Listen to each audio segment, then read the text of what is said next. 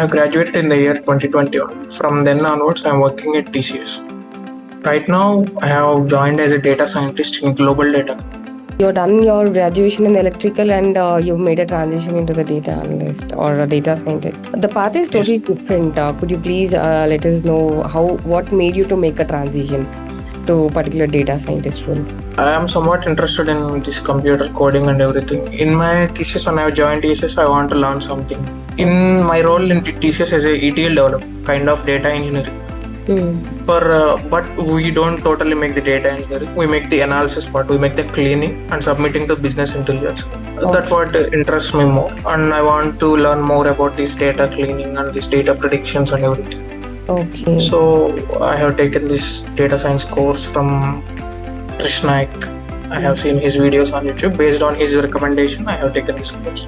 How did you like the journey of the learning? I really liked it a lot.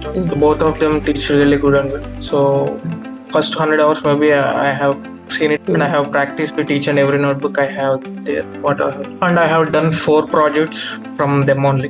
The web scraping one and another one is the analytics project. Okay. So in my resume also there are 4 projects I have taken from the iNeuron only. Then what made you to choose this iNeuron particularly? Krish Naik, yeah, because I have seen his basic videos and most of the time he prefer. So I believe him. So that's the reason I go for iNeuron. Cost also is not much, sir, but even if the cost is high, also it's not an issue.